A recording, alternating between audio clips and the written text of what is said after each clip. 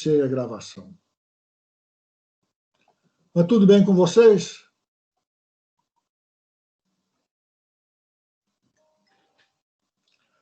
Como que vocês foram? Eu ainda não olhei, não tive tempo de olhar o resultado do teste 4. Como que vocês foram no teste 4?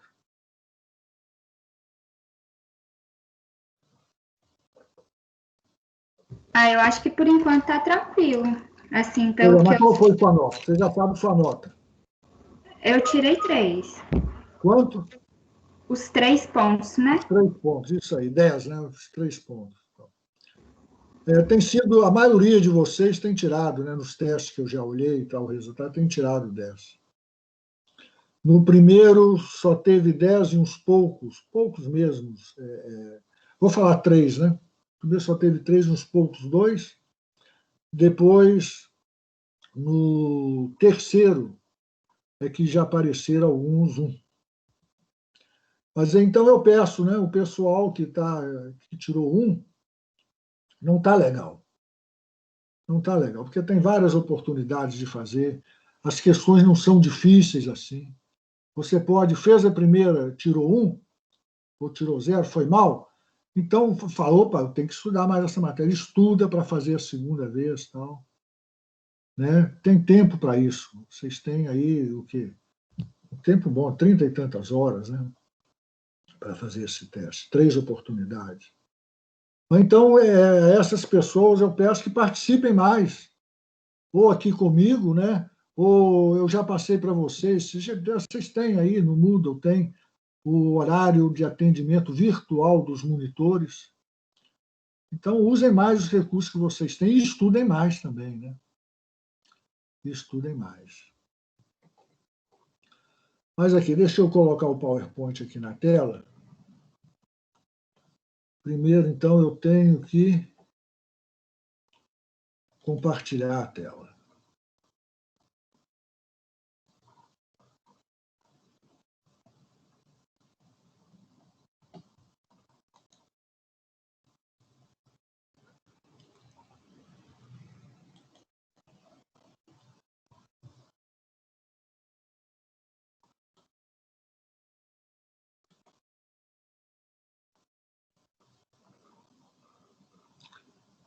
Tela compartilhada?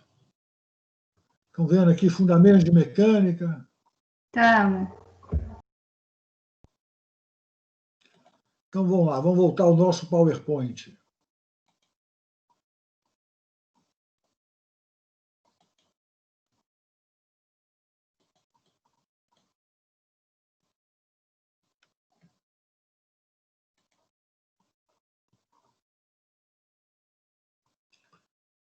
Mas nós terminamos aí, a última coisa que nós vimos na aula passada foi este problema 57.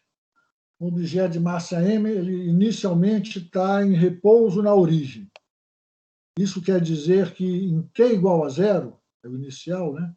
Ele está... Aí nós vamos ver aí que ele se move num plano, em x e y. Então, em t igual a 0, ele vai estar no x igual a 0 e em y igual a 0. Está na origem. E está em repouso. Ou seja, nesse instante, t igual a 0, a velocidade inicial tem suas componentes, tanto em x como em y, igual a 0. Bem, aí, de repente, aplica-se uma força que varia com o tempo, e aí ele dá as componentes dessa força. Uma força que varia com o tempo. Tem as componentes, tanto segundo x como segundo y, variando com o tempo. Ele pede para determinar, em função do tempo, o vetor posição e o vetor velocidade deste corpo. Ora, esse corpo é mais cinemática, né? É mais cinemática do que dinâmica. De dinâmica, é basicamente reconhecer que se nós temos a força e temos a massa do corpo, nós temos a aceleração do corpo. Então, o vetor aceleração vai ser obtido simplesmente como o vetor força dividido pela massa do corpo. À medida que o vetor força vai variando o tempo, o vetor aceleração também vai variando o tempo. Então, temos o vetor aceleração. Determinar em função do tempo o vetor posição e o vetor velocidade. Ora, temos a aceleração. Para obtermos a velocidade, nós temos que integrar essa aceleração no tempo.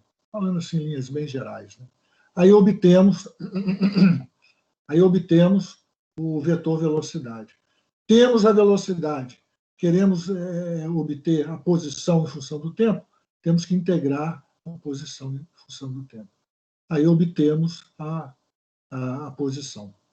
Ora, tanta velocidade pode ser dado vetorialmente, como um vetor, ou pode ser dado pelas componentes desse vetor, o Vx e o Vy. Tudo que nós falamos, né, para o vetor, a relação entre o vetor velocidade e aceleração, ou seja, A é dv dt. Como para o vetor posição e velocidade, ou seja, V é igual a dr dt. Isso aí é válido também para as componentes, né? Para as componentes. Bem, mas então a ideia o que é? Temos as componentes da força, então vamos obter as componentes da aceleração, se bem dividindo pela massa, e aí vamos integrar uma vez no tempo para obter velocidade, vamos integrar outra vez no tempo para obter, então, no caso, quando estiver trabalhando com a y, a componente A da aceleração, nós vamos obter o y de t. E no outro caso, o x de t. Bem, mas aí esse problema aqui tem uma particularidade a mais, né? Tem uma coisa interessante a mais, que é o seguinte: como que a força varia a componente y da força varia em função do tempo? Está claro, uma constante vezes esse tempo. Agora, como que a componente x da força varia com o tempo? Ainda não sabemos. Nós sabemos que ela varia com a coordenada y. Agora, como que o y varia com o tempo? Nós não sabemos. Então, nós temos que integrar aqui, né, a aceleração para obter velocidade, integrar a velocidade para obter, então, o y de t. Com esse y de t obtido, foi esse aqui, né, nós jogamos nessa equação e aí vamos poder obter o x de t. E entre eles, né, a velocidade, os componentes da velocidade em x e y. Mas, basicamente, esse problema. É um problema muito interessante, né? Aparece o maior problema, talvez a maior dificuldade que vocês tenham tido com esse problema na parte matemática, né, nas integrais. Agora, essa é uma integral que vai aparecer muito aí no nosso curso. É uma integral que, durante a vida profissional de vocês, o tipo de integral vai aparecer muito. Integrais relativamente simples. Aí, quem tiver dificuldade nessas integrais, vale a pena dar uma estudadinha, né, rever lá o que vocês viram aí, possivelmente no semestre passado. Os cálculos são todos aqui. Não precisa eu repassar, né? Vocês têm aí, pode depois fixar a tela e tal. Os cálculos são todos aí. É isso aí. Bem, hoje nós vamos continuar falando das leis de Newton. Uma continuação das leis de Newton. Mas, aproveitando, eu falei, os cálculos estão todos aí. Houve uma mudança no Teams, né, que nós estamos usando. Até a segunda-feira da semana passada, o vídeo das nossas aulas iriam ficar e vão ficar lá no site lá do Teams, né, no arquivo do Teams. A gente, a qualquer momento, pode acessar. Agora, de quarta-feira, da última aula para cá, não. Eles vão ficar no Teams provisoriamente. Mas aí, porém, aí eles vão ficar provisoriamente, mas eles permitem que a gente faça o download. Esse provisoriamente são 20 dias, se não me engano. Eles permitem que a gente faça o download. Então, eu já fiz o download deste último, da aula passada, e abri um canal no YouTube e coloquei ele lá.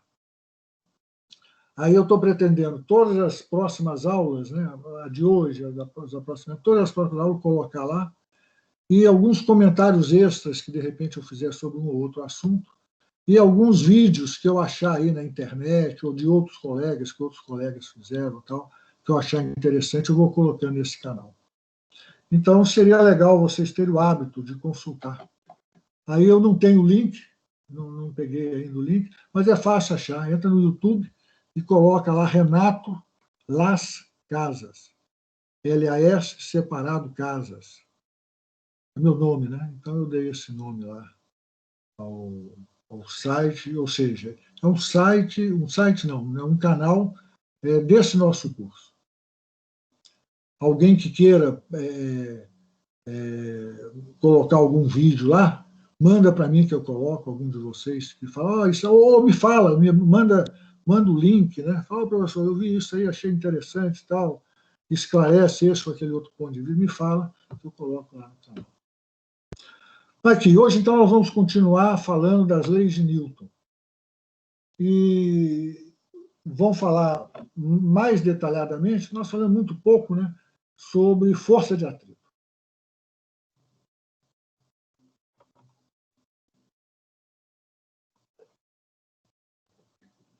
Nós vimos aí que as forças fundamentais da natureza são 4, né? Que força é essa força de atrito? Ora, ela é um tipo de força de contato. Mas lembrando, como nós já falamos aí, força de contato não é uma das forças fundamentais na natureza. Ela é, na realidade, o que é? Ela é o resultado de uma força eletromagnética, né? Esse campo eletromagnético que eu tenho aqui, que cai rapidamente para zero à medida que sai da minha pele, vamos dizer, ou seja, uma estrutura de elétrons, prótons, uma estrutura de várias partículas, né, principalmente prótons e elétrons, que criam campos elétricos e campos magnéticos, que impede dessas duas estruturas passarem uma pela outra. Força de contato é basicamente uma força eletromagnética, uma das forças fundamentais da natureza. Ela sempre se opõe ao deslizamento, ou ao tendente de deslizamento, entre as duas superfícies. Se não me engano, para hoje mesmo, já separei uma questão lá para a gente ver. Existe casos que a força de atrito gera movimento. Agora, ela sempre se opõe ao deslizamento ou à tendência de deslizamento entre duas superfícies. Vamos daqui a pouco entender isso bem. A força de atrito e a força normal, elas sempre são perpendiculares uma à outra. Sempre. Não tem outra opção. A força de atrito, nós dividimos aí em força de atrito cinético e força de atrito estático.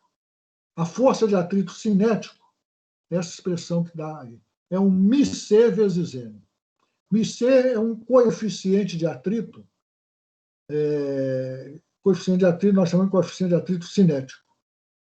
É algo que vai depender ali das características dos dois meios que se atritam. Força de atrito cinético tem sempre esse valor fixo aqui, né? Já a força de atrito estático, ou seja, quando as duas superfícies não estão deslizando uma com a outra, ela vai ser menor ou igual a μe vezes m. μe é o chamado coeficiente de atrito estático. μe vezes m. Vejam vocês, a força de atrito cinético tem um valor fixo, mas a força de atrito estático ela pode variar de 0 até um determinado valor máximo que vai ser dado por esse μe vezes m. É aquela história, né? Está aqui o laptop em cima da mesa. Tem atrito entre o laptop e a mesa? Tem. Agora, qual que é essa força de atrito? Agora, a força de atrito é 0. Por quê? Porque não tem tendência de deslizamento entre o laptop e a mesa. Mas se eu agora aqui, começo a empurrar o laptop, inicialmente com uma forcinha pequena, tem força de atrito agora. A força de atrito está justamente no sentido oposto ao dessa ação que eu estou produzindo. Tem força de atrito. Eu aumento essa minha força, a força de atrito vai aumentando. Até que ela chega num valor máximo, que aí ela não consegue se opor a essa força que eu estou fazendo. Esse valor máximo vai ser μe, dado por μe, esse tal do coeficiente de atrito estático vezes o m. Mas aí, talvez alguns de vocês estejam pensando, mas será? É isso mesmo? Vocês devem estar pensando, poxa, será que é isso mesmo? Vejam bem, aqui, essa força de atrito, tanto estático como cinético, nessas equações, elas não dependem, por exemplo, da área de contato. Se não depende da área de contato, por que lá nos carros de Fórmula 1 eles colocam aquela tala grande e tal? Se não para aumentar a área de contato. Ô, gente, essas expressões aqui, elas não são 100%, não são exatas. Elas seriam exatas se as superfícies que se atritassem fossem extremamente duras. Extremamente duras. Quanto mais macia, quanto maior a plasticidade de uma ou de outra superfície, menos exatas vão ser essas expressões. Ou seja, quando você tem uma das superfícies macia, como uma borracha, por exemplo, essa expressão está bem longe de ser verdadeira. Ou a área de contato entre as duas superfícies passa a valer muito, passa a influenciar fortemente essa expressão aqui. A expressão da força, né? Isso tanto para a força de atrito estático como para a força de atrito cinético. Em geral, mas nem sempre, o coeficiente de atrito cinético é menor do que o coeficiente de atrito estático. Eu coloquei aí alguns exemplos. Madeira com madeira, coeficiente de atrito estático 0,8, cinético metade, 0,2. Gelo com gelo. Gelo com gelo, olha como que é pequeno, hein? 0,1 o estático e 0,03 o cinético, menos da metade. Borracha com cimento.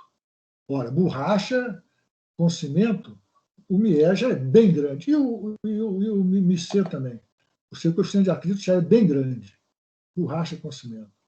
Por isso que os nossos carros, né, têm pneu de borracha andando sobre cimento ou asfalto, que vão ser muito parecidos em termos de atrito.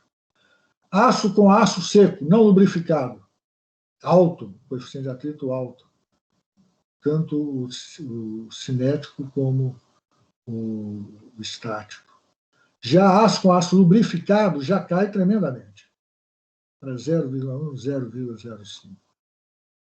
Um par de superfície que tem um coeficiente de atrito, tanto cinético como estático, muito pequeno, é teflon com teflon ou teflon com aço. 0,04 nos dois casos. Aqui vejam vocês, o cinético não é menor do que o estático, né? Eles são iguais. Mas um problema que, uma questão que nós já mencionamos aqui, já conversamos alguma coisa sobre ela, depois falamos, lá na frente nós vamos ver em detalhes. Daqui a pouco nós vamos ver. Aquela questão, aquela mágica, não sei se algum de vocês testou isso em casa. Pega uma folha de papel, coloca o celular em cima, na beirada da mesa, se vocês puxam a folha de papel lentamente, o celular vem junto com a folha de papel, plaf, cai no chão. Porém, se vocês dão um arrancão na folha de papel, a folha de papel sai, o celular fica lá no lugar que estava. Daqui a pouco nós vamos falar sobre isso. Então, voltando aqui, vamos fazer um gráfico aqui. Eu realizo uma força sobre um objeto, vamos dizer, eu realizo uma força aqui sobre esse laptop. Como vai ser a força de atrito em relação a essa força que eu realizo sobre o laptop? Como que vai ser isso? Como que vai ser essa variação? Ora, inicialmente minha força é pequena, né, tal, é zero, não tem força de atrito. Faço uma forcinha pequena, força de atrito também pequena. À medida que eu vou aumentando minha força, a força de atrito vai aumentando linearmente, até um determinado máximo. Um determinado máximo correspondente à força de atrito igual ao μN. É a força de atrito máxima, a força de atrito estático máxima entre duas superfícies. A partir dali, se eu aumento a minha força de atrito inicialmente, se eu vou aumentando minha força, inicialmente ela cai assim rapidamente para um valor um determinado valor, e aí se mantém fixa nesse valor. Esse valor é justamente o μc, coeficiente de atrito cinético, vezes o M. O μc é basicamente isso. Uma forma que nós podemos entender, uma forma clássica que nós podemos entender o atrito, é que, por mais que você lixe uma determinada superfície, ela sempre vai apresentar uma rugosidade. Sempre, não tem como. Aí, então, imagina os dentinhos aqui os dentinhos da superfície de cima. Eles vão se encaixar ali, mais ou menos se encaixar nos dentinhos daquela superfície de baixo. Para você movimentar aquilo ali, você tem que quebrar alguns desses dentinhos, que é justamente a força de atrito, né? Aqueles dentinhos ali resistem até um tanto, eles quebram, e aí, à medida que o atrito cinético vai acontecendo, primeira coisa, o atrito cinético vai acontecendo, o corpo vai se movendo, então os dentinhos não chegam a entrar muito fundo uns nos outros. Se está parado, eles têm tempo ali, né, para encaixarem bem uns nos outros. Mas se está movendo, eles encaixam um pouquinho ali, não tem tempo para encaixar lá embaixo deles. O que classicamente explica porque, em geral, o coeficiente de atrito cinético é menor do que o coeficiente de atrito estático. Mas é uma visão que nós podemos ter do atrito entre duas superfícies. Quando nós falamos em atrito, nós também falamos em atrito de um determinado corpo com um fluido. Ou melhor, uma resistência de um fluido. Esse fluido podendo ser líquido ou gasoso. A força de resistência de um fluido, ela possui direção e sentido sempre contrários aos da velocidade do corpo em relação ao fluido. Sempre.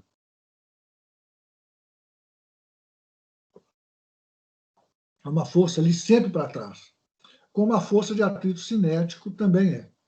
Uma força ali sempre para trás. Para trás em relação à velocidade, né, do corpo.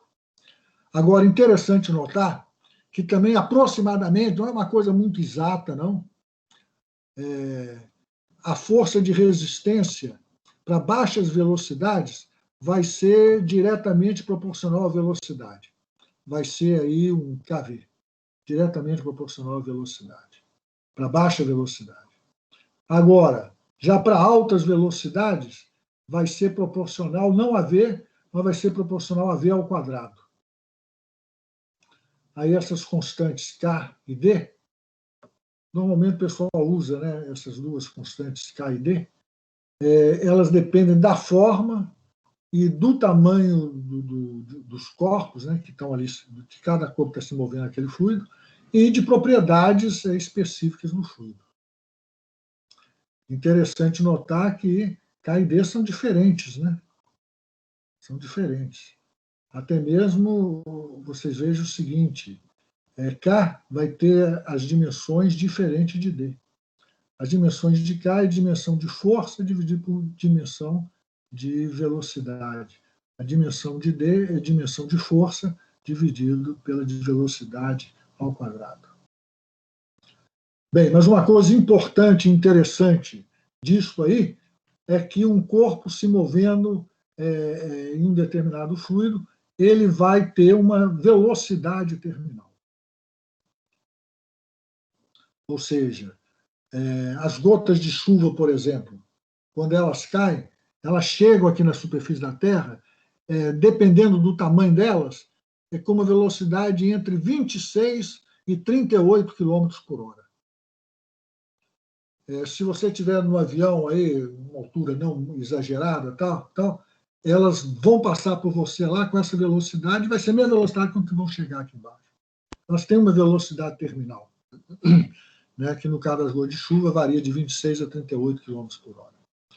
Bom, gente, entendam isso da seguinte forma: o corpo vai caindo, né, inicialmente apenas sob a ação da força da gravidade.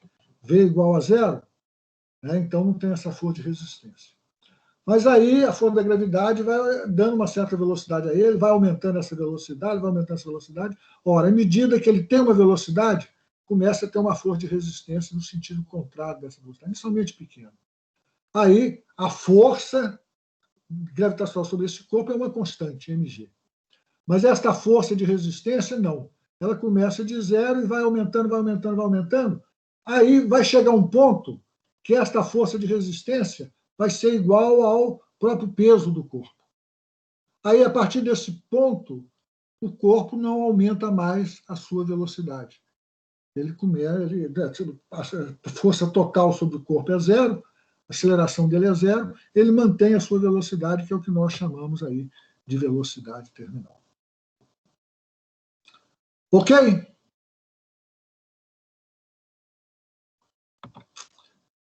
Vamos para aquela mágica. Uma toalha está sobre a mesa e um copo está sobre a toalha. Tire a toalha sem tocar no copo e sem movimentá-lo. Tem gente que faz, não precisa ser mágico profissional, não. Coloca numa mesa uma toalha aí com 4 pratos, alguns talheres, né? Uma jarra lá de suco, tal, uns copos, tal, e a pessoa consegue tirar sem jogar aquilo tudo no chão. Não é tão difícil assim. Vocês poderiam, se querendo, já vão treinando, como eu falei, pega uma folha de papel e coloca algum objeto ali em cima da folha de papel, um pendrive, ou uma borracha, uma caneta, qualquer coisa. E verifiquem isso. Se vocês dão um puxão ali, o papel sai e a caneta ou o pendrive tal fica naquele lugar. Então, imagine aí uma toalha, uma mesa, uma toalha azul, em cima da toalha um copo de chope, que tem uma massa mg. Ora, em qualquer momento, enquanto ele não estiver caindo da mesa, se for o caso, o peso e a normal vão se anular. Concordam? Peso e normal se anulam. A única força que vai poder dar movimento a este corpo vai ser a força de atrito. Ou seja, peso e normal se anulam, mas aí nós temos a força de atrito agindo sobre este corpo, atrito da toalha sobre o corpo. Ora, este corpo, então, vai adquirir uma aceleração que vai ser dada pela força de atrito dividido por m. Tudo bem?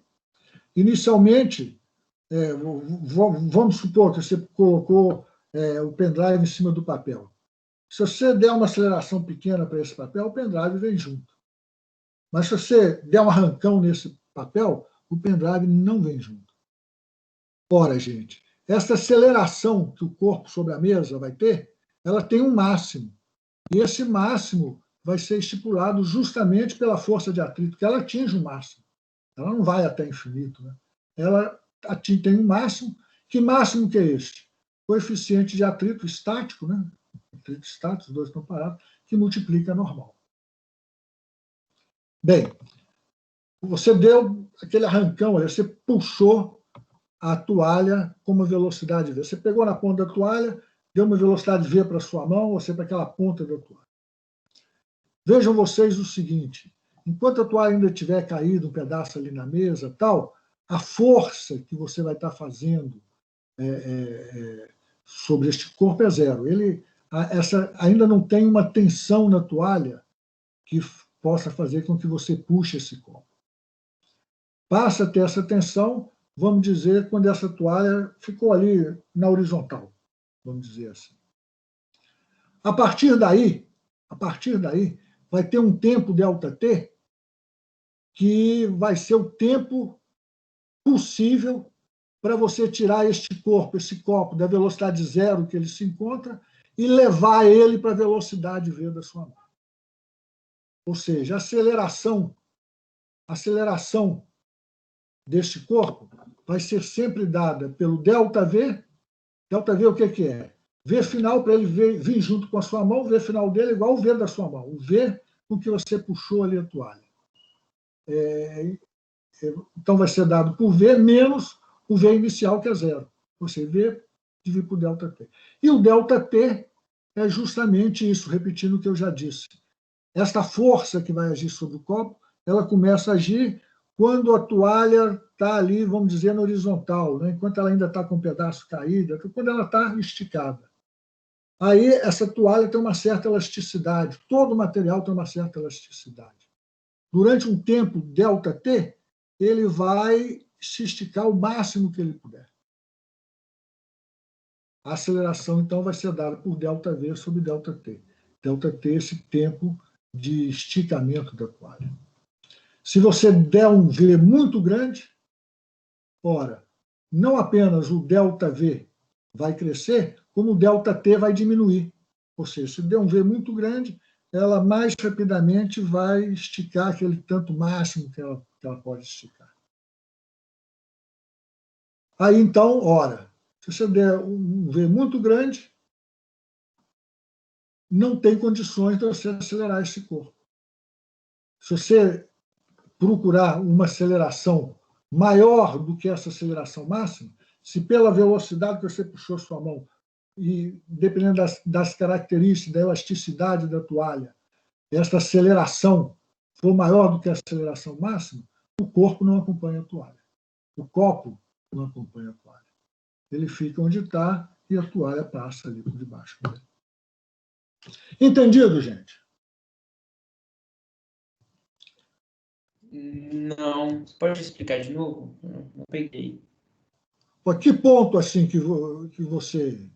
Você sabe salientar o ponto que você não entendeu mesmo? Sobre a aceleração máxima em relação ao copo. O que tem a ver? Eu não entendi. Olha, imagina tal copo aqui. Você quer acelerar esse copo. Você pode dar uma aceleração infinita para esse copo, uma aceleração grandona toda a vida. Para você dar uma aceleração infinita, você teria que exercer uma força infinita sobre o copo. Isso não existe. Para você dar uma aceleração grandona toda a vida a esse copo, você teria que exercer uma força grandona toda a vida. Tudo bem até aí? Agora, a única força que você pode exercer sobre esse copo, você não pode nem chegar lá no copo, pegar ele e puxar. A única força que você pode exercer vai ser o quê? A força de atrito. Tem o peso e tem a normal, mas elas se anulam, podemos esquecer. Não vai influenciar em nada nesse movimento aqui, né? Horizontal, a menos como a força normal entra para determinar a força de atrito, né? Mas entendido isso? Ou seja, existe uma aceleração máxima que você pode dar a este corpo. E essa aceleração máxima vai ser dada pela força máxima que você pode exercer sobre o corpo, que é essa força de atrito μN, como nós vimos, né, no slide anterior, força de atrito estático varia de 0 até esse valor máximo, coeficiente de atrito estático vezes a normal. Então, a aceleração máxima vai ser dada por essa expressão. Mas aí, entendido até aí? Sim, sim. Olha, aí então vem outro ponto. Esse outro ponto talvez seja até mais complicado para entender. Deixa eu tentar explicar da melhor forma que eu consigo. Olha aqui. A aceleração sempre é ΔV sobre ΔT. Não é? A aceleração em um intervalo de tempo ΔT? Não é isso? A definição que nós fizemos da aceleração? É o tempo que a velocidade varia pelo tempo que ela varia. Ora, para o copo acompanhar a sua mão, a variação da velocidade dela tem que ser V menos zero. V menos zero pelo seguinte, velocidade inicial é a zero, o copo está parado lá, né? No referencial inicial, o copo está parado. E a velocidade final é V. Porque, olha aqui, se o copo vier com uma velocidade menor do que da sua mão, ele não acompanha a sua mão. Percebeu? O ΔV vai ser a velocidade da sua mão, que vai ser a velocidade final do copo para acompanhar a sua mão, para vir junto com a toalha, né? Dividido pelo tempo ΔT. Mas que tempo ΔT é este? Antes da toalha começar a exercer uma força de atrito sobre o copo, você não conta o tempo ΔT.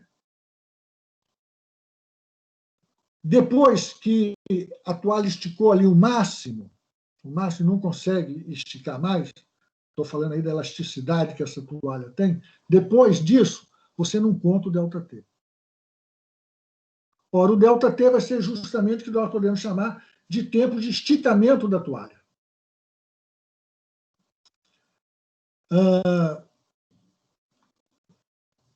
Não sei se é complicado, mas aqui, vocês já tiveram a notícia, já ouviram falar de alguma coisa que, se você vai rebocar um carro e você puxa com um fio, né, uma corda que não estica, uma corda muito dura, o coeficiente elástico dela é muito grande, a chance dessa corda arrebentar é maior do que se você for puxar o carro com uma corda que já tem uma certa elasticidade.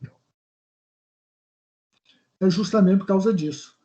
Quanto maior essa elasticidade do corpo, quanto maior a elasticidade da toalha, maior vai ser o tempo ΔT, o tempo de esticamento da toalha, o tempo em que a força começou a ser exercida até aquele momento máximo que ou vem ou não vem. Então, o que a gente chama, o que eu chamo aqui, tempo de esticamento da toalha. Tá legal agora? Outra coisa, a força de atrito ela não é sempre do sentido contrário à velocidade, não? Beleza você fazer essa pergunta. Você lembra que há pouco eu pontuei, chamei bastante atenção, sempre contrária a quê? Ao deslizamento entre as duas superfícies. Lembra que eu chamei a atenção disso? Sim. E lembra que eu falei, ora, nem sempre a força de atrito vai contra o movimento. A força de atrito pode dar movimento. Um exemplo de força de atrito que pode dar movimento é justamente esse. Coloca um copo sobre uma mesa e puxa a toalha vagarosamente ali, né? Suavemente. O copo vai vindo junto com a toalha. Ou o pendrive em cima da folha de papel, ele vai vindo junto com a toalha. Mas aí, veja você, o movimento não está sendo entre as duas superfícies que se atritam. As duas superfícies que se atritam estão paradas uma em relação à outra. Entendeu a grande diferença? Força de atrito vai acontecer sempre como um par de ação e reação, sempre se opondo uma à outra. Mas, ora, se o copo está fazendo uma força sobre a toalha faz uma força sobre o copo. Ok? Então, sempre a força de atrito vai contra o movimento entre as duas superfícies que se atritam. Um outro exemplo, já adiantando até uma pergunta, uma questão que eu programei para a gente ver aí na frente, né? Quem mais é capaz de dar um outro exemplo, um exemplo aí do dia a dia, em que a força de atrito leva ao movimento, a força de atrito causa movimento? Ninguém? Além desse, esse aqui está claro, né?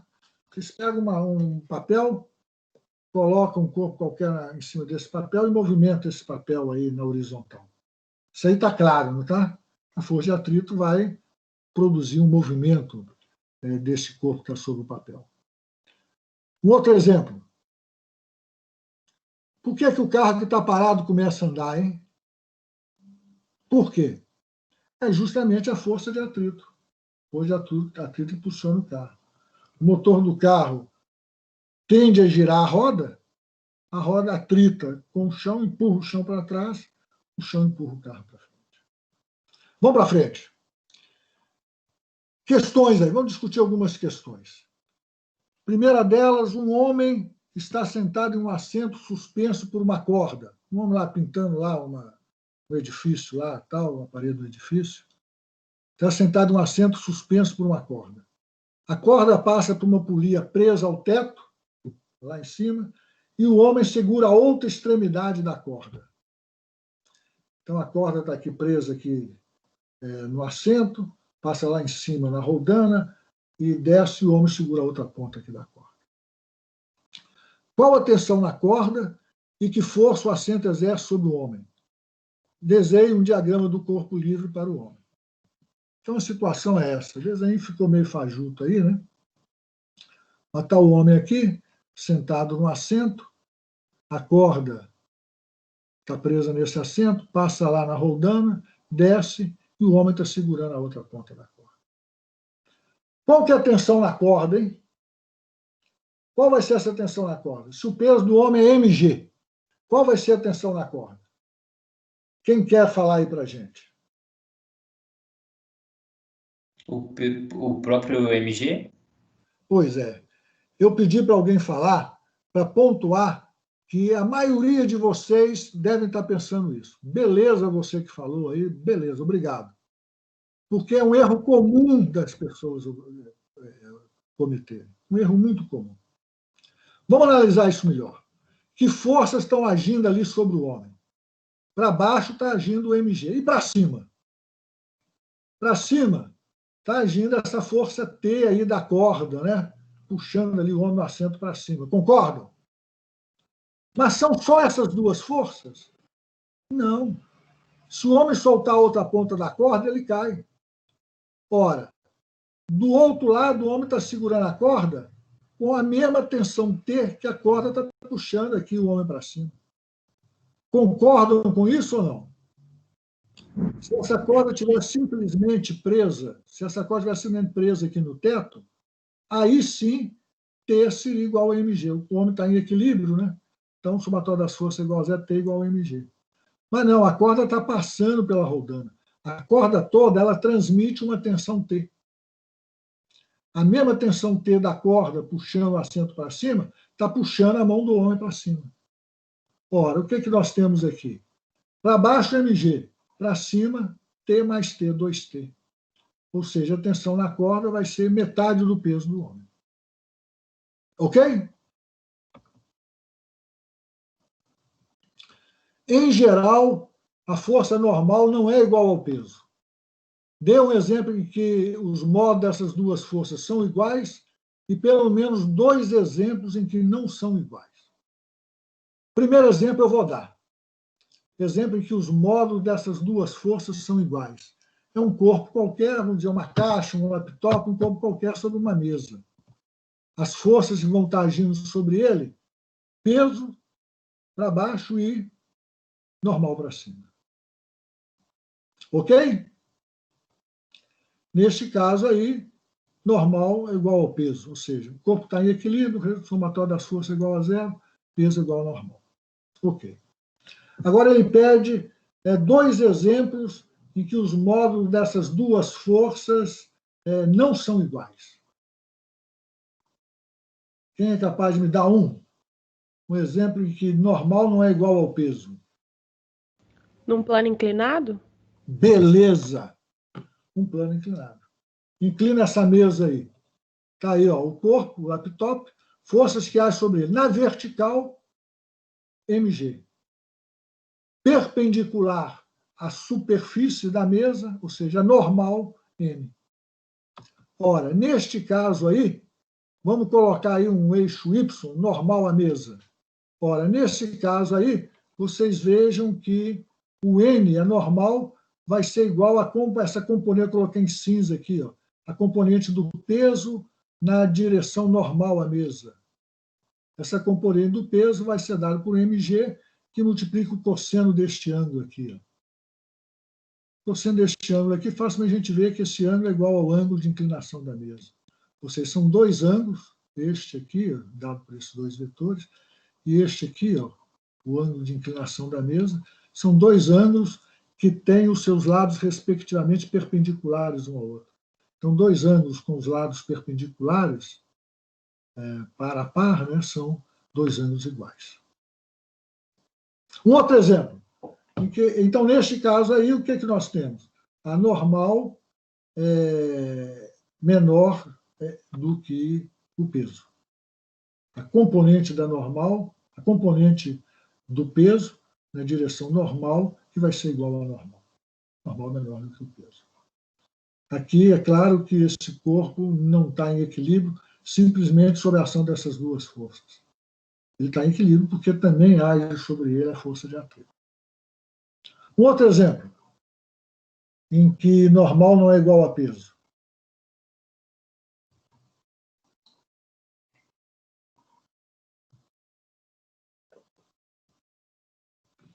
Todo mundo aí já andou de elevador, não já? Quando o elevador está acelerado para cima, vocês não têm a impressão que o peso de vocês aumentou? Se você estiver sobre uma balança, ela não vai marcar uma medida maior? Ou, caso contrário, se o elevador está acelerado para baixo, não é com velocidade para cima ou para baixo, não, acelerado para cima ou para baixo. Se ele está acelerado para baixo, vocês têm a sensação de ficar mais leve, né? Oba! Não precisa fazer regime, perder peso, tal. Tem a sensação de ficou mais leve, não tem? Então, outro exemplo poderia ser de um elevador acelerado ou para cima ou para baixo. Se ele está acelerado para cima, é porque a força resultante sobre ele está para cima.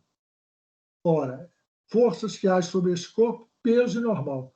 Se o elevador está acelerado para cima, consequentemente o corpo lá, o laptop, né, esse corpo azul está acelerado para cima, é porque a normal é maior do que o peso.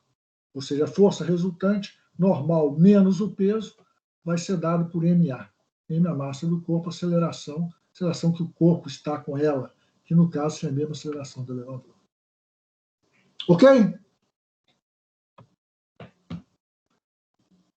Bola para frente? Uma corda para secar roupas é amarrada entre dois postes. Por mais que você estique a corda, ela sempre fica com uma concavidade no cinto. Explique por quê. Vocês já viram, por exemplo, chama atenção mais em estrada, né, quando a gente tem essas linhas de transmissão de energia e tal. Lá no alto do morro tem uma torre, no alto do outro morro tem outra torre. As linhas de transmissão, os fios entre as duas torres, eles nunca ficam retinhos. Eles sempre ficam com uma barriga no centro, com uma concavidade ali no centro. Por quê, hein, gente? Por quê? Ou seja, um fio desse retinho assim, é possível?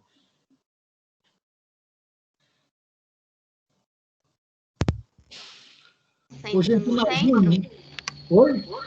O peso dele deve concentrar no centro da corda, o peso do fio. A gente pode considerar isso. Mas só isso que você falou não explica, não. Tem a ver com peso, sim. Aqui, imagina uma partezinha do fio que eu coloquei vermelha. Uma partezinha do fio de massa M, aí, uma M pequenininha. Ela tem um determinado peso, né, mg. Ora, para ela ficar lá em equilíbrio, tem que ter uma força para anular esse peso mg. Que força vai ser essa? Não tem jeito de ser a tensão no fio. A tensão no fio está na horizontal, não está? Então, a tensão no fio não consegue anular essa força-peso. Ora, para entender isso melhor, imagine o seguinte: um passarinho de massa M pousa em um fio que está esticado entre dois postes. Qual que vai ser a tensão no fio comparada com o peso do passarinho? O passarinho pousou no fio. Tá aí, ó. Passarinho verde pousou no fio. Passarinho tem um peso mg. Como que vai ser a tensão no fio comparada com esse peso mg? A tensão vai ser igual ao peso? Vai ser maior que o peso? Vai ser menor que o peso? O que é que vocês me dizem?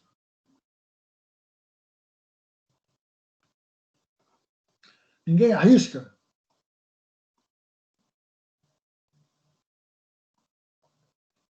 Vamos ver. Quantos de vocês aí acham que a tensão vai ser menor que o peso do passarinho? Ninguém acha? Se vocês tiverem que apostar, ninguém aposta que a tensão vai ser menor que o peso do passarinho? E aí, quem que apostaria que a tensão seria maior que o peso do passarinho? Ah, mas aí ninguém quer participar? Ninguém quer dar palpite? Eu quero, professor, eu acho que é igual. Igual. Eu acho que também. Também acha que é igual. Muito obrigado, hein, por vocês participarem. Não. Não é igual. Pode até ser, mas em geral não. Olha aí. Imagina aí. Está aí forças que agem sobre aquele pontinho do fio em que o passarinho está pousado ali.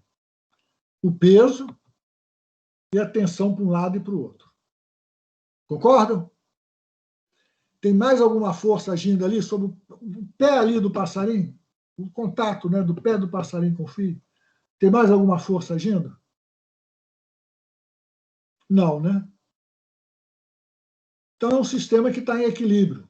Vamos supor que o passarinho está no meio do fio.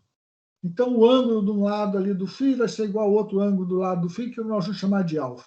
Se ele não estivesse no meio do fio, um ângulo seria maior do que o outro. Então, para simplificar, vamos colocar aí o passarinho no meio do fio, alfa dos dois lados.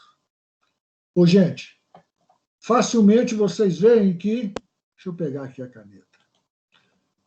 Acho que facilmente vocês veem que essa componente da tensão aqui, essa componente aqui,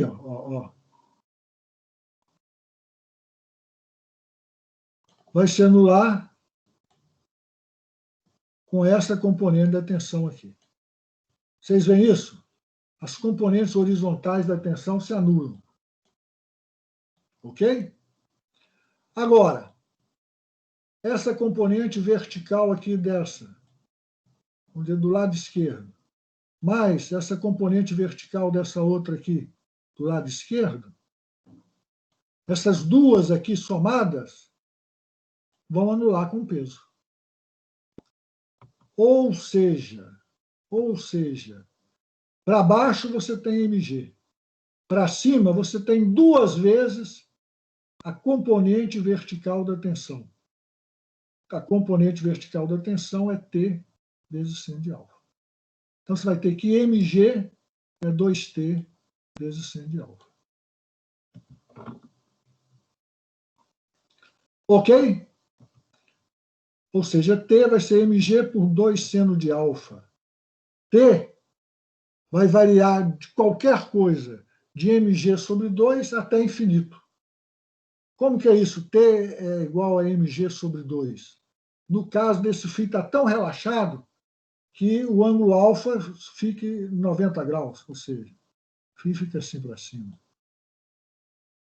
Aí, então, você vai ter mg para baixo, T para cima, T para cima, T é igual a metade de mg.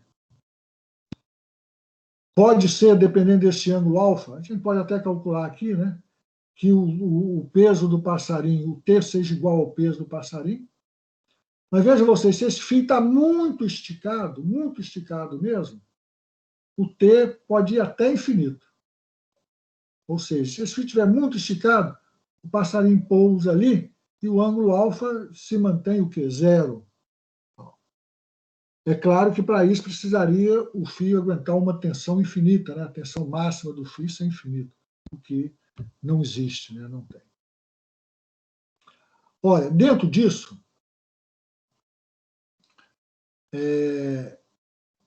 se eu disser para vocês que eu sou capaz de, com um dedo aqui, arrebentar um cabo de aço, aqueles cabos de aço que usam para atracar navio lá, tal, grosso toda a vida, vocês acreditam? Acreditam, né? Eu prendo esse cabo de aço numa parede aqui, na outra parede ali, estico esse cabo de aço ao máximo. É claro que as paredes ali têm que ser fortes o suficiente para aguentar. Estico esse cabo de aço ao máximo.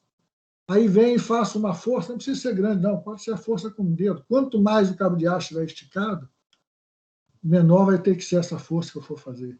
Faço uma força vertical ali, né, perpendicular ao cabo de aço. Com uma força pequena, como este ângulo alfa vai ser muito pequeno, o cabo de aço está muito esticado, o ângulo alfa vai ser muito pequeno, com uma força pequena ali, eu venço esse 2T seno de alfa. Ou seja, 2T máxima, tensão máxima, que multiplica seno de alfa. Ou seja, T teria que ser muito grande, a tensão máxima do fio teria que ser muito grande para aguentar essa forcinha que eu faço perpendicular a ele. Esse método é usado, por exemplo, muitas vezes para um carro ficou lá numa estrada de terra, ficou lá no barro, tal, não consegue sair, tal. Você pega aquela corda, puxar aqui, você não consegue. Mas você pega aquela corda, amarra numa árvore ali na frente, estica bem a corda, aí você vem e puxa lateralmente a corda. Aí o carro vai se mover um pouco, né? 1 metro ou menos até. Então, freia o carro lá, volta a esticar a corda e tal, você puxa novamente lateralmente a corda. Dessa forma, você consegue muitas vezes tirar carro aí do atoleiro. Bola para frente? Quando você empurra uma caixa para cima de uma rampa, a força que você exerce empurrando horizontalmente é maior ou menor do que a força que você exerceria empurrando paralelamente ao plano da rampa. Imagina aí, eu tenho uma rampa e eu vou empurrar uma caixa aí, rampa acima. Como que eu devo empurrar? De acordo aí com a força vermelha ou de acordo com a força azul? Ou seja, qual que vai ser mais eficiente? Qual que vai ser mais fácil, né, empurrar essa caixa? Se eu aplicar a força horizontalmente, como está aí o vetor vermelho, ou se eu aplicar a força paralela ao plano da rampa, como está aí o vetor azul. Vamos ver um caso e outro caso. Começar aí por empurrando horizontalmente. Aí, por facilidade didática apenas, eu vou colocar esse vetor força agindo aí a partir do centro aí desse objeto. Vamos dizer, do centro de massa desse objeto. Eu vou usar um sistema de eixos, um eixo paralelo ao plano da rampa e outro eixo perpendicular ao plano da rampa. Esse eixo paralelo pode ser o eixo X, esse eixo perpendicular pode ser o eixo Y. Ora, vejam vocês, antes de falar das várias forças que há sobre este corpo, já vão falando das componentes de cada uma dessas forças. Esta força que eu estou exercendo ali sobre este corpo, ela vai ter uma componente segundo x, que vai ser dada por f cosseno de alfa, e uma componente segundo y, que vai ser dada por f seno de alfa. Lembrando aí, eu estou chamando este ângulo aí, o ângulo de inclinação da rampa de alfa. Vejam vocês, este ângulo aqui, ó, é alfa. Consequentemente, hipotenusa vezes cosseno do ângulo vai dar o cateto adjacente. Aqui, ó, igual aqui, é o F, é a componente do vetor força na direção Y, que vai ser dado, então, por F, seno deste ângulo aqui, que é o ângulo alfa. A força que eu aplico tem essas duas componentes em X e Y.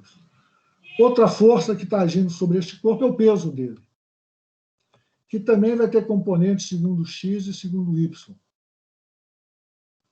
Segundo X, mg seno de alfa. Agora, este ângulo aqui, ó, que é o ângulo alfa. E segundo Y, mg cosseno de alfa. Mais alguma força agindo sobre esse corpo? Claro, tem a normal. A normal vai estar inteiramente ela na direção Y. Ela não tem componente segundo X. Mais alguma força agindo sobre esse corpo? Tem a força de atrito, que vai estar inteiramente na direção X, sentido que eu estou considerando como negativo, né? Sentido para baixo. Força de atrito inteiramente na direção Y. Ô, gente, a força resultante na direção X, ou a componente da força resultante na direção X, vai ser dada por quê? Então, olha aqui, acompanhem comigo. Para cima, que eu estou chamando de positivo, nós vamos ter F cosseno de X. Mais alguma outra aqui para cima? Não, não tem. F cosseno de X. Então, F cosseno de X menos, para baixo, nós vamos ter o quê? Ó, nós temos essa componente aqui do peso. Está vendo? Componente do peso. mg seno de alfa, puxando para baixo. E ainda para baixo, nós vamos ter a força de atrito. Ou seja, nós estamos empurrando essa caixa, né, para cima. Então, vamos ter essa força de atrito para baixo. A força resultante, segundo x, vai ser dada por F cosseno de alfa, menos mg seno de alfa, menos a força de atrito. Tudo bem? Agora, olhando segundo y, o corpo está em equilíbrio segundo y. Ele não está acelerado nem para cima nem para baixo. Ele se move ali apenas segundo x. Ele se move paralelamente à rampa. Ele não tem um movimento perpendicular à rampa. Então, é porque temos o equilíbrio na direção y. É porque a soma das componentes de todas as forças na direção y dá zero.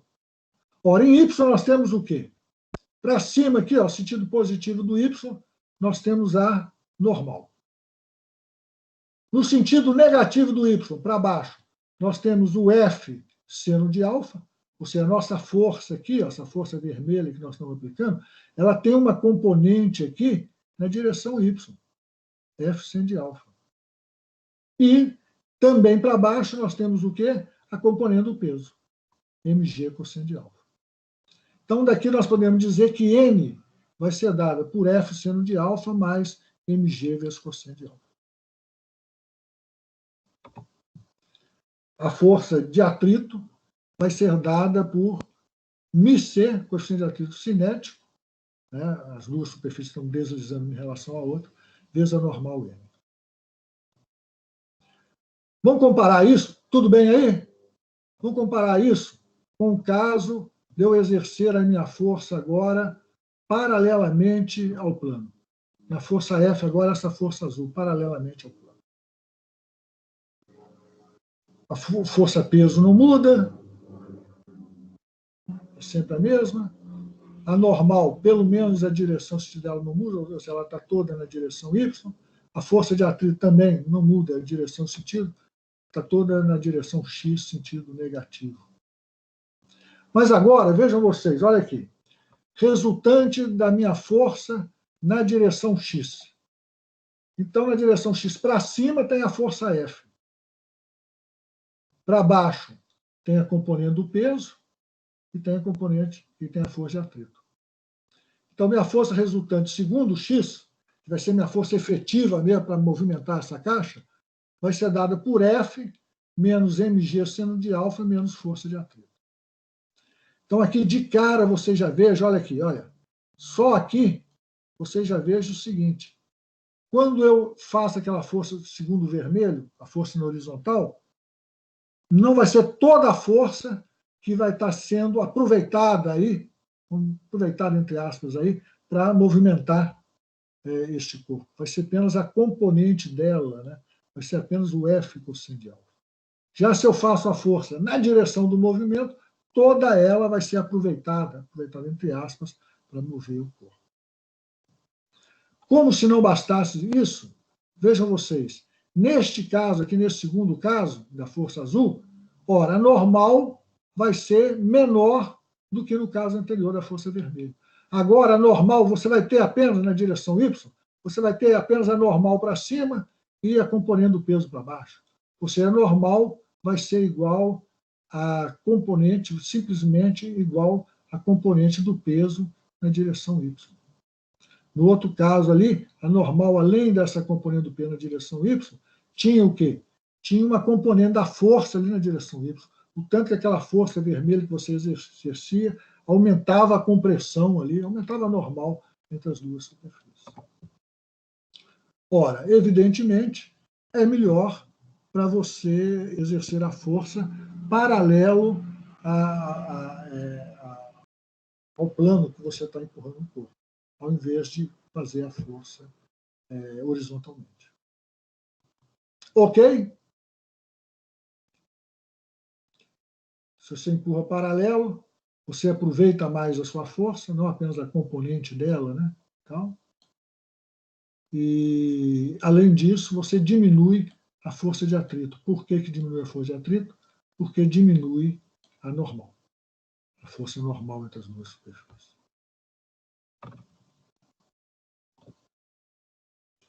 Ao deixar seu celular cair no elevador, você nota que ele não atinge o piso do elevador.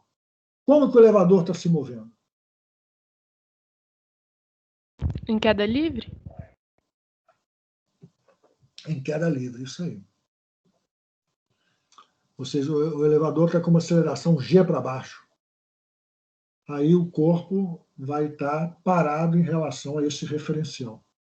O corpo está com aceleração G para baixo, o elevador está com aceleração G para baixo, os dois, vamos dizer, descem juntos em relação ao referencial inercial, em relação à estrutura do prédio.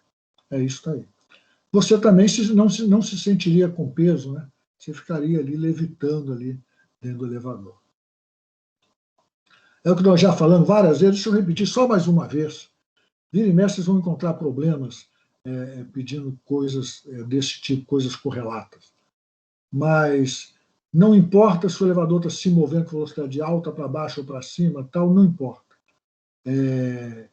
O que vai importar, no movimento vocês vão ver de um corpo caindo lá dentro do elevador, o que vai importar vai ser apenas o que? A aceleração do elevador. Se você estiver dentro do elevador, tiver uma balança, e você estiver sobre a balança, ora, o seu peso vai ser mg se o elevador estiver parado, se o elevador estiver se movendo com V constante para cima, ou se o elevador estiver se movendo com V constante para baixo. A balança vai registrar sempre o seu peso mg. Agora, se o elevador estiver acelerado para cima, a balança vai registrar um valor maior do que o seu peso. Tanto maior quanto maior for a aceleração do elevador para cima. Se o elevador estiver acelerado para baixo, caso contrário, a balança vai registrar um valor menor do que o seu peso. Tanto menor quanto maior for o módulo de aceleração, né? Quanto maior for a aceleração ali para baixo. Se a aceleração para baixo atinge o valor de G, aceleração da gravidade, ora, a balança vai registrar um valor zero. Se a aceleração para baixo do elevador for maior do que G, você vai bater a cabeça no teto do elevador. Ok? Professor, Oi. falando, eu ia até te perguntar isso. Por que que em queda livre, então, já que o peso do elevador é muito maior do que o celular, por que que o celular não vai para o teto do elevador? Aí eu não entendi muito bem. Olha, você está comparando peso, não é? Mas Sim, você deve comparar a aceleração. O elevador tem uma massa muito maior do que o celular. Concordo com você. Mas, e mais ainda, por ter uma massa muito maior que o celular, o peso do elevador é muito maior do que o peso do celular. Foi o que você falou, né? Concordo plenamente com você. Agora, vejam vocês o seguinte, essa força peso do elevador, ela vai ser igual à massa do elevador vezes a aceleração que o elevador vai adquirir. Concorda? Força total sobre o elevador vai ser o peso dele. Vai ser igual à massa dele vezes a aceleração que o elevador vai adquirir. Ora, o que você vai ter aí? Você vai ter que a aceleração do elevador vai ser igual a G. Peso não é igual a mg? Então, você está escrevendo aí, mg é igual a ma. M corta com M, aceleração do elevador é igual a G. Para o celular, mesmíssima coisa. A força é menor, vamos dizer, o peso do celular é 100 vezes menor do que o peso do elevador. Então, a força resultante sobre o celular é 100 vezes menor que a força resultante sobre o elevador. Porém, como a massa do celular é 100 vezes menor que a massa do elevador, e força é igual a ma, e A é igual a força sobre massa, ora, também aí a aceleração do celular vai ser o quê? Vai ser igual a G. Deu para entender? Entendi. Daqui a pouco nós vamos voltar a falar sobre isso, um caso bastante interessante, onde envolve também resistência do ar. Mas antes disso, você deseja mover uma caixa com velocidade constante sobre um piso horizontal. Por que a força que você exerce empurrando a caixa com um ângulo alfa acima do horizontal é menor do que a força que você exerce empurrando a caixa com um ângulo alfa abaixo do horizontal? Então, você tem aí um piso horizontal e está aí você empurrando a caixa sobre esse piso horizontal. Então, ele está imaginando duas situações. Uma, você exerce uma força de módulo F, fazendo um ângulo alfa acima da horizontal, azul. Outra, você exerce uma força de mesmo módulo F, fazendo um ângulo alfa abaixo da horizontal, que é igual ao alfa. Por que a força que você exerce, segundo o azul, para você empurrar essa caixa, vai ser menor do que segundo o vermelho? Por quê? Porque o atrito vai ser menor? Porque o atrito, segundo o azul, vai ser menor. Por quê? Por causa que a força normal vai ser menor, eu acho. Beleza, isso aí. Isso aí. Ora, vejam vocês, a componente da força horizontalmente é a mesma.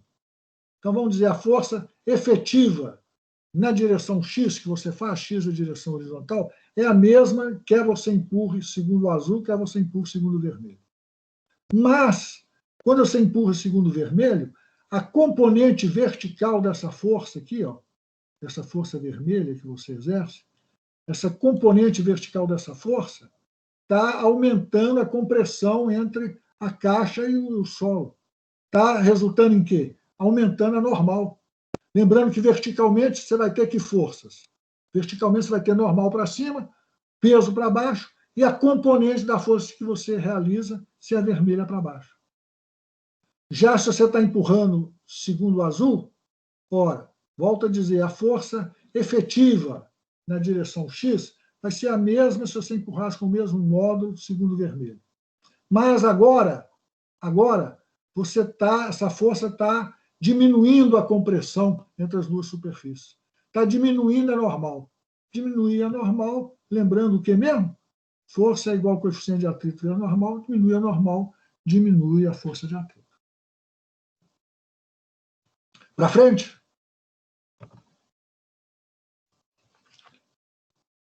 Quando você está descalço, em pé sobre um piso úmido, o apoio parece ser razoavelmente seguro, embora o risco de escorregar seja grande. Explique. Por exemplo, é impressionante, parece até brincadeira, quando você vai ver o número de pessoas que no mundo morre de acidentes na banheira, no box, porque escorrega, bate a cabeça. É um número muito grande. Vocês já devem ter notado isso? Vocês estão lá tomando banho, tal. Aí, vocês estão lá paradão, tal, né? Tal, pé paradão. Tem um atrito ali, razoavelmente grande, entre vocês e o chão. Vocês não escorregam ali facilmente. Mas se você vai dar um passo, aí a chance de você escorregar é grande. Ou seja, você vai dar um passo, o atrito ali entre o seu pé e o chão diminui muito. Já repararam isso? Por quê? Ora, gente, no piso úmido, entre o seu pé e o chão ali, vai ter uma fina, por mais fina que seja, uma camada de água. Sua pesquisa gerou o seguinte essa camada de água, ela vai como que lubrificar, né, as duas superfícies. Ela vai diminuir sensivelmente o atrito entre as duas superfícies. Quando você para, então, o seu pé empurra aquela água que está ali embaixo dele para os lados ali, para frente, para trás, para os lados e tal, e pode dizer que fica ali pele com azulejo, pele com o chão. Mas na hora que o seu pé está vindo ali e encontra aquela película de água, ali, então, é pé com a água e água com o chão. O atrito, então, ali, a água fica como um lubrificante, diminui muito. É a mesma coisa que acontece naquela chamada aquaplanagem, né? Vocês entram numa curva de carro, tem uma fina camada que seja de água no asfalto, parece que o seu carro desgruda do asfalto, né? O coeficiente de atrito diminui muito. Tudo bem? A Lua está acelerando em direção à Terra, porque ela não está se aproximando de nós. Isso aí eu acho que nós até já discutimos aí mais para frente, mais para trás, né? A Lua está acelerando em relação à Terra, não está? Ou seja, está aí a Terra, está aí a Lua, está aí a órbita da Lua, a Lua se movendo uma órbita circular em torno da Terra. A força resultante sobre a Lua vai ser a força gravitacional da Terra sobre a Lua, que vai gerar uma aceleração da Lua. Uma aceleração da Lua sempre apontando no sentido ali da Terra. Tudo bem? A Lua está acelerando em direção à Terra. Tudo bem? Por que, então, ela não está se aproximando da Terra? Por que ela não cai aqui na Terra? Isso aí nós já falamos em aulas passadas.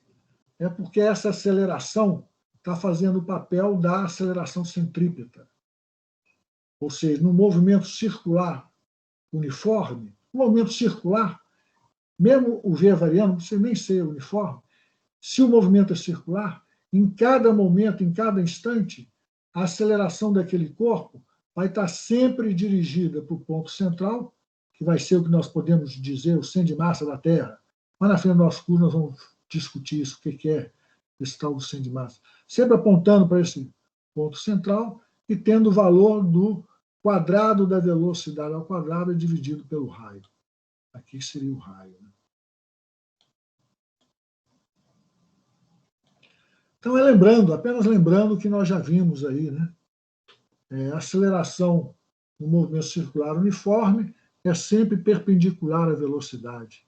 Ou seja, a componente da velocidade na direção da aceleração é igual a zero no movimento circular uniforme.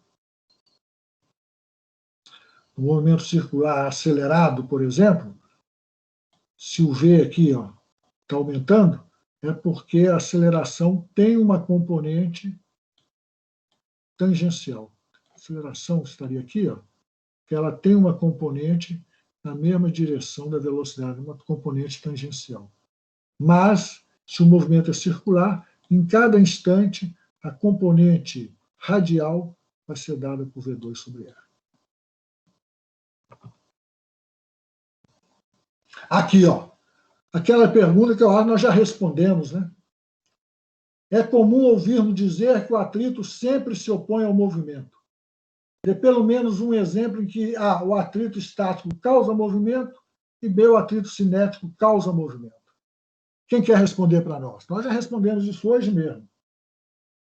Quem quer verificar se entendeu direitinho o que eu falei?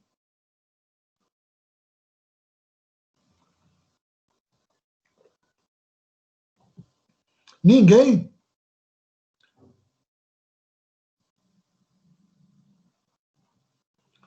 Ô, gente, vocês não estão me vendo, né? Mas não precisa me ver. Pega aí, na mesa, vocês estão ensinando, tem uma mesa na frente de vocês?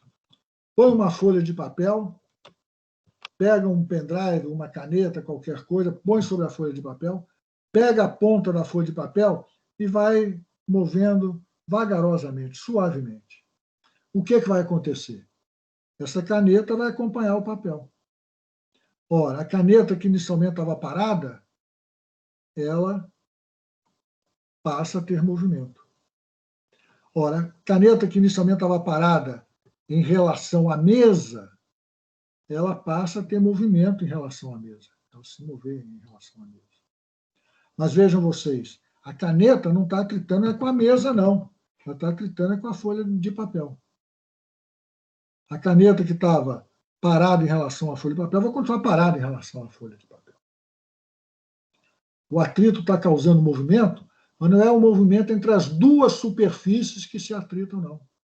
É um movimento de um corpo com uma outra superfície, com outro referencial. O atrito estático podemos supor algo semelhante. Está a folha de papel ali, aí eu passo a mão assim, com uma certa velocidade horizontal. Tal. Eu vou atritar aquela folha de papel cineticamente, ou seja, minha mão vai deslizar sobre a folha de papel, que não vai impedir daquela folha de papel que inicialmente estava parada adquirir um determinado movimento. Podemos falar no caso do carro, né? Se você arranca o carro, beleza, como deve ser, ou seja, a roda do carro, do pneu, não vai se arrastar em relação ao chão. Vai ter um atrito estático entre a roda e o chão. Esse atrito estático vai fazer com que o carro se movimente. Agora, se você der uma arrancada no carro, assim, na ignorância, que é o famoso sair cantando pneu. Ora, nesse sair cantando pneu, o que está acontecendo é que a roda está deslizando em relação ao asfalto. Então, aí é atrito cinético da roda em relação ao asfalto. Ora, é claro, né, se você quiser arrancar rapidamente, você não pode cantar pneu.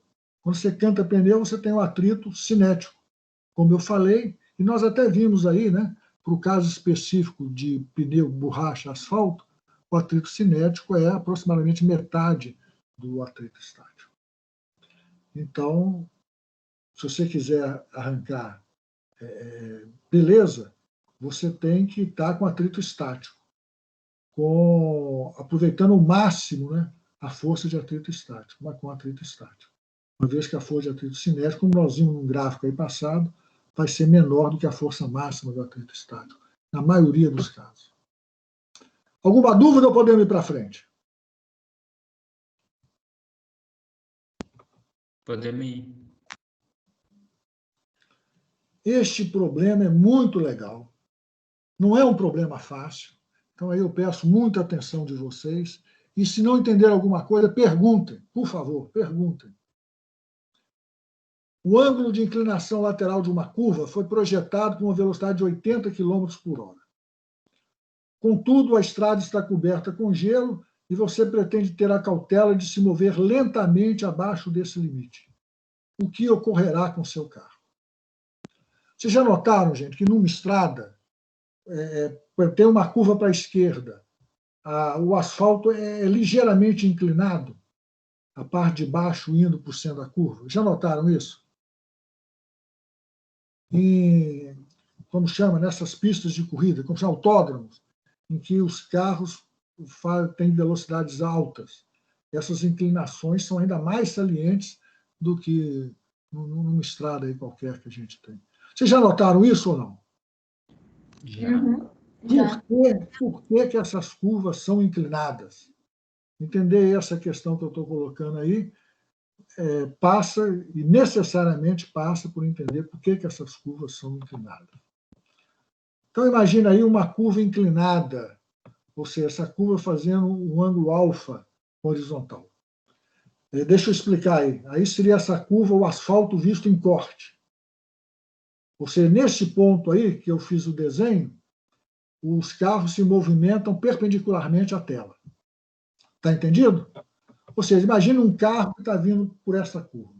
Ele seria visto de frente desta forma que está aí. Está entendido como que está a curva? Este carro vai estar fazendo, então, percorrendo uma curva de raio R. Esse carro...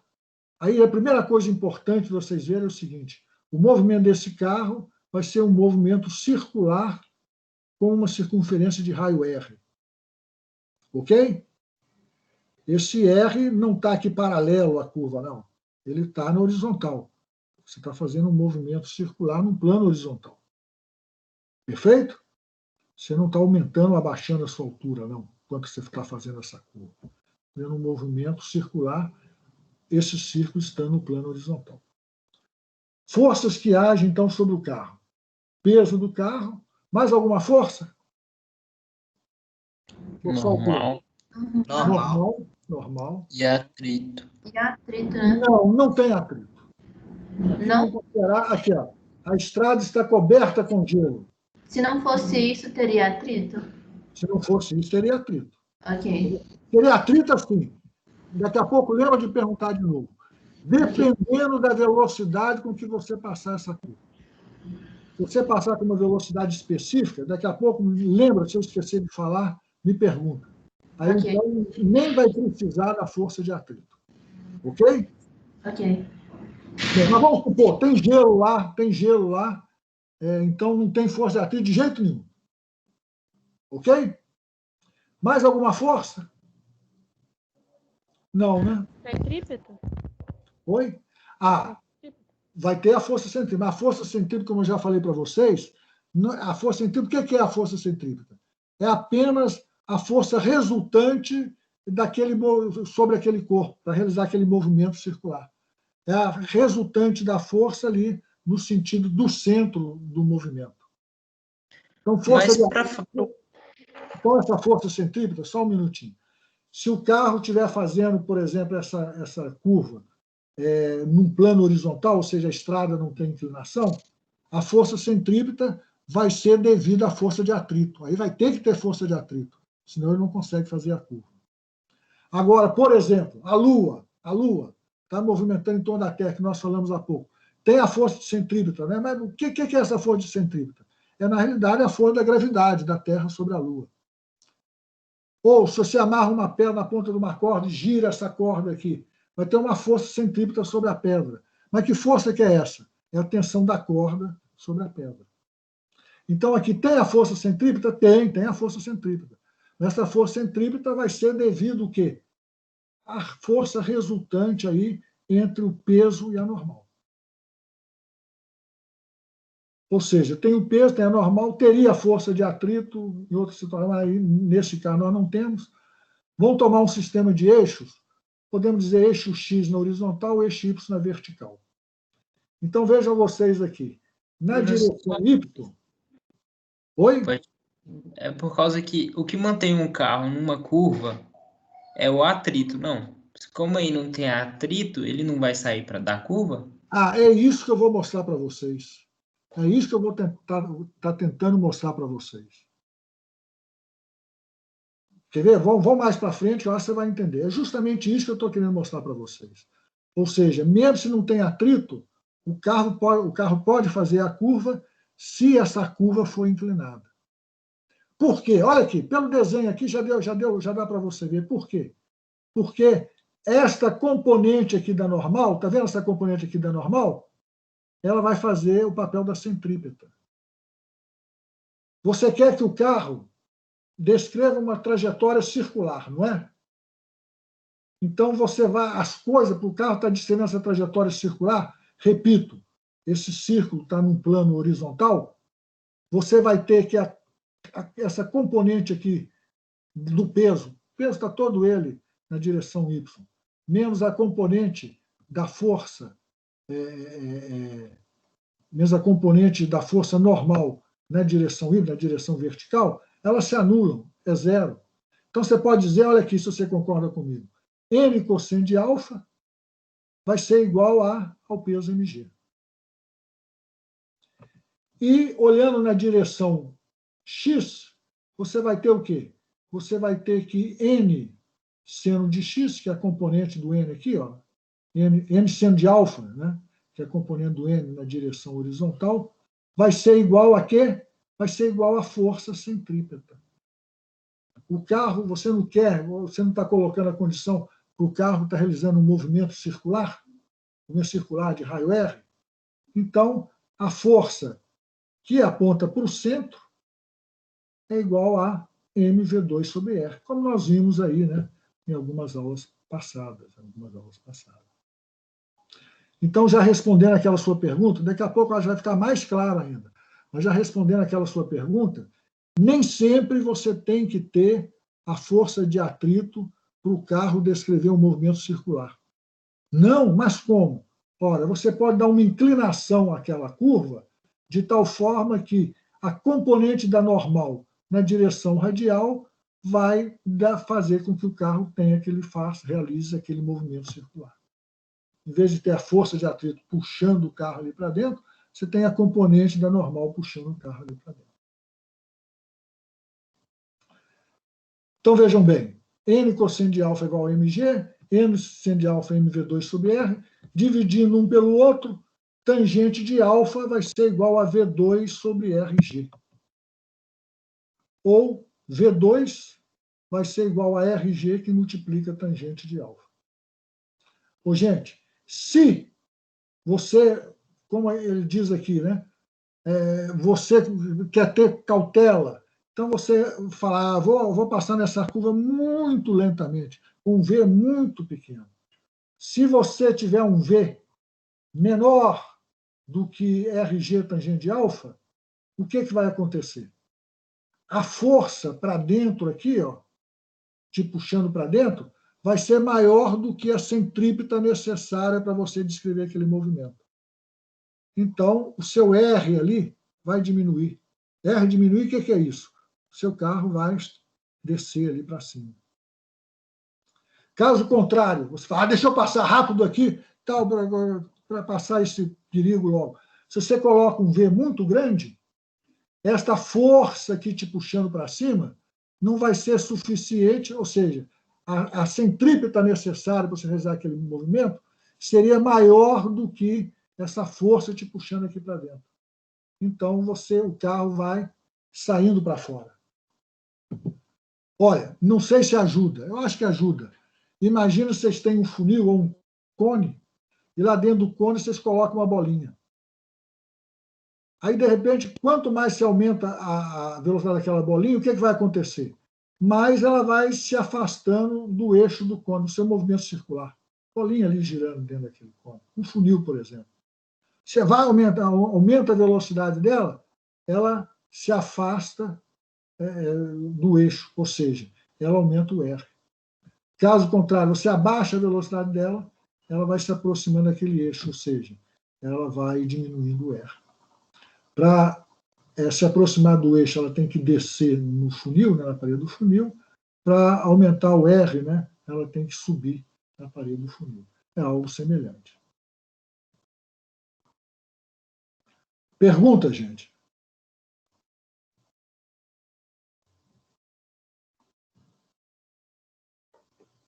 Você pediu falar caso não houvesse o gelo, para te lembrar.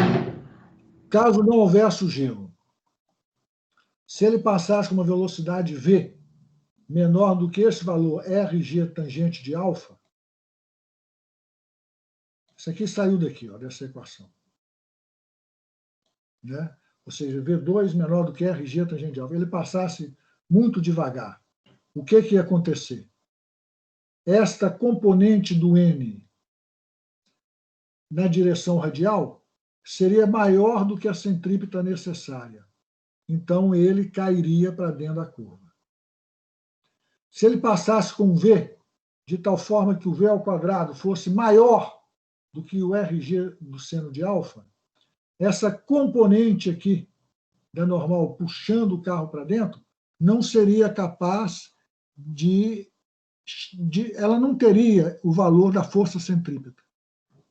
Então, o carro ele sairia da curva aqui para fora.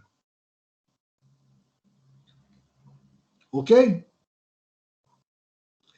Ok. Aquela história, a Lua está girando em torno da Terra lá, porque a força gravitacional é igual ao mv2 sobre r. Se eu diminuir a velocidade da Lua, ela vai passar a ter uma componente na direção radial, ela vai cair para o lado da Terra. Se eu aumentar ali aquela velocidade da Lua, ela vai ter o quê? Aumentar a distância dela da Terra, aumentar o raio da órbita dela.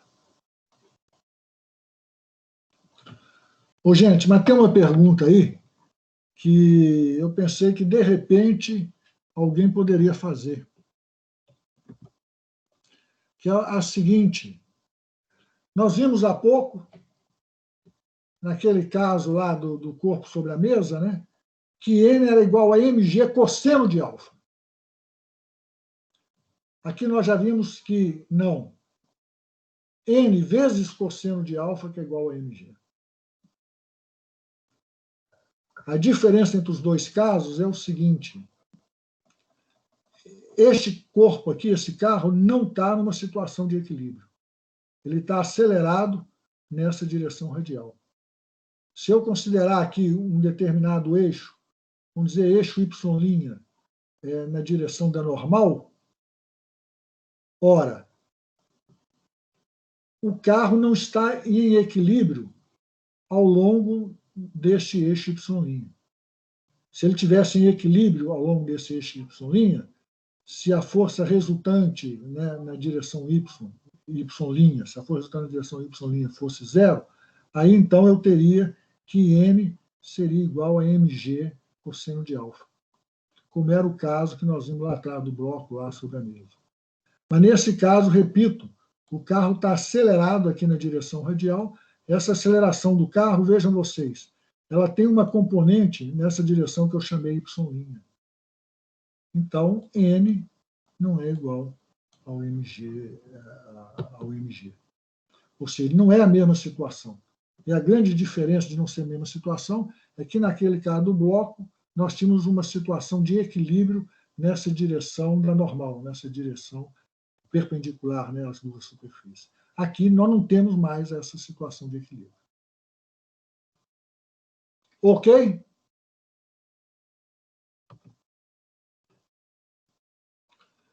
Quem aí já andou de montanha-russa? Daquelas montanhas-russas que você vira de cabeça para baixo, lá em cima, tal. Eu andei uma vez só, um horror, não gosto disso, não. Vocês já notaram que essas montanhas-russas, elas se viram de cabeça para baixo, né? Elas não são um círculo, não. Elas são mais parecidas com um ovo. o raio da curvatura embaixo é maior do que o raio da curvatura em cima. Já repararam isso? Ou seja, a questão, para manter dentro de certos limites as forças que atuam sobre os passageiros de uma montanha-russa, uma curva projetada para fazer uma volta completa, essa loop-de-loop, né, deve possuir, em vez de ser um círculo vertical perfeito, ela deve possuir um raio de curvatura na base maior que o raio de curvatura no topo. Explique. Vou explicar isso supondo que a curva tem um raio R constante. Ou seja, como não acontece, o pessoal não faz o desenho assim. Mas vamos supor que você construiu uma montanha-russa, então a curva ali, né, para esse loop-de-loop, é uma circunferência de raio R, uma circunferência que está ali na vertical de raio R. Vê se vocês concordam comigo. Quando o carrinho estiver passando lá por baixo, lá embaixo, as forças vão agir sobre ele. MG e N. Elas são iguais? Não, né? N é maior do que MG. Por quê? Ora, esse carrinho, quando está passando lá embaixo, ele está acelerado para cima. A força resultante sobre ele tem que ter uma força resultante sobre ele apontando para cima, que vai fazer o papel da centrípeta. Ou seja, a força resultante na vertical vai ser para cima, vai ter o valor, então, do N e do MG. N menos MG. Ela vai ser igual ao quê? mv2 sobre R. mv1 ao quadrado sobre R. Estou chamando de V1 a velocidade do carro quando ele passa aqui embaixo. Tudo bem? Alguém poderia falar, mas M não é igual a MG? M seria igual a MG se o carro tivesse parado aqui. Aí seria. Se o carro tivesse parado. Ou se o carro estivesse se movimentando sobre uma reta. Aí seria. Mas não, ele está fazendo uma curva, então tem uma força centrípeta sobre ele, que vai ser dada por N sobre MG. Quanto maior for a velocidade com que esse carrinho passar aqui, maior vai ser N. MG não tem jeito de aumentar nem diminuir. Quanto maior for a velocidade aqui, maior vai ser N, porque sempre a força total, a força resultante na direção radial, tem que ser igual a mv2 sobre R. Já quando o carrinho estiver passando lá em cima, que forças vão estar agindo sobre ele? O peso e a normal. A normal para cima? Não, a normal para baixo, né? Normal para baixo. Onde agora, vejam vocês, a força centrípeta vai ser dada pela normal mais o peso. As duas têm a mesma direção e mesmo sentido. Ou seja, agora não é N menos MG que vai ser igual a mv2 sobre R, não. Agora é N mais MG que vai ser igual a mv2 sobre R. Ô, gente, o carrinho, para você não cair, ele pode passar lá em cima com qualquer velocidade? Não. Tem uma velocidade mínima, tem um limite em que, se ele passar com uma velocidade menor do que aquela, você vai despencar lá de cima. O limite é justamente quando N é igual a zero. Ou seja, imagina aqui, você vai passando ali em cima com uma velocidade V cada vez menor. Vocês concordam que o N vai se tornando cada vez menor? Quando esse N se tornar zero, você ainda vai fazer a curva lá, beleza, curva de raio R e tal, mas aí a sua força centrípeta vai ser dada unicamente pelo peso mg. Ou seja, mg é igual a mv2 sobre R. Ou seja, G é igual a V2, né, ao quadrado, chamando a velocidade com que ele passa aqui de V2, é dividido por R. Então, um limite que você tem que bolar lá a montanha-russa, qual que é ele?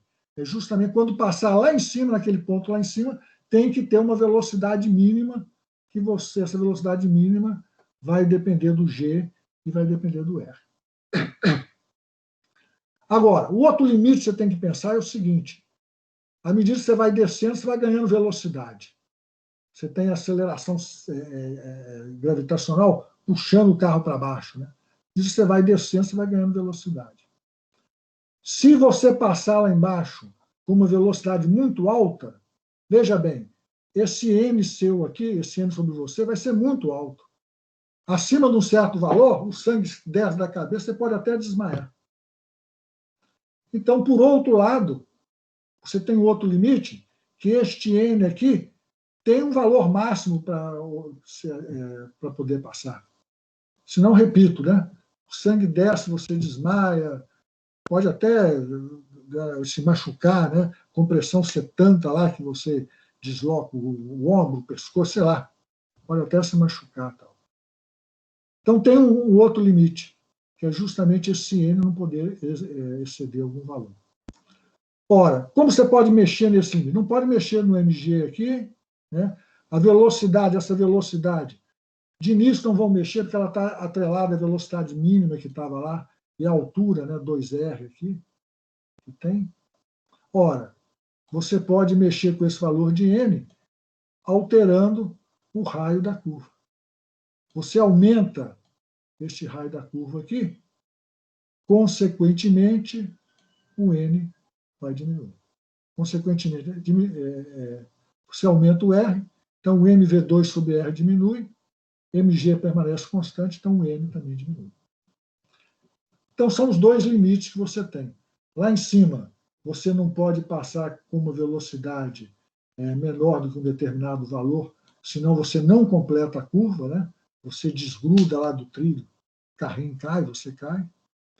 E lá embaixo, você não pode passar com um N, uma velocidade e um R que te dê um N superior a um determinado valor. Então, você pode até desmaiar. Então, o que se faz? Ou diminui o R aqui, né? Ou dá no mesmo falar, aumenta o R aqui embaixo. As curvas das montanhas russas vão ser mais ou menos, né, como um ovo ali, né? O limite de um ovo, né? No plano vertical. Podemos ir para frente? É que agora a aula acabou. O horário da aula acabou? Acabou. Então, espera aí, deixa eu ver aqui. Nós temos algumas questões aqui, mais uma. Deixa eu passar rápido. Calma. Para a próxima aula, exercícios do capítulo 5. Então, me lembrem, na próxima aula, acabar de discutir essa matéria em cima dessas questões, exercício do capítulo 5. Exercícios 15, 26, 88, 99, 114 e 127. Vocês têm alguma dúvida, gente? Professor, Oi. o teste que vai estar disponível hoje vai falar sobre essa matéria? Não, ainda não fala sobre força de atrito, não. Se não me engano, não fala. O que vai falar sobre força de atrito é sobre essa matéria, né? As leis de Newton. Mas o que vai falar sobre força de atrito vai ser o teste de quarta-feira. Ah, tá. Esse vai falar, então, da terceira lei de Newton. Isso aí, mais especificamente da terceira lei de Newton. Mas também já pegando um pouco das duas, da primeira e da segunda. Beleza, então. Obrigada. Tá? Isso aí. Mais alguma pergunta, gente? Então, tinha pouca gente ainda na sala quando eu iniciei. A partir da aula passada, eu estou colocando a gravação dessas aulas no YouTube. Então, abri um canal lá no meu nome, Renato Las Casas. Tem as aulas lá. Seria interessante vocês se inscreverem para sempre que tiver alguma novidade, vocês terem o alerta lá.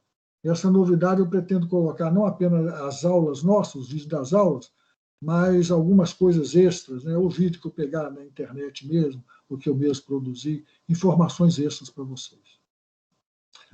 Ô, gente, até quarta-feira, então. Um abraço. Falou, professor. Tchau, professor. Obrigada. Obrigado a vocês, gente.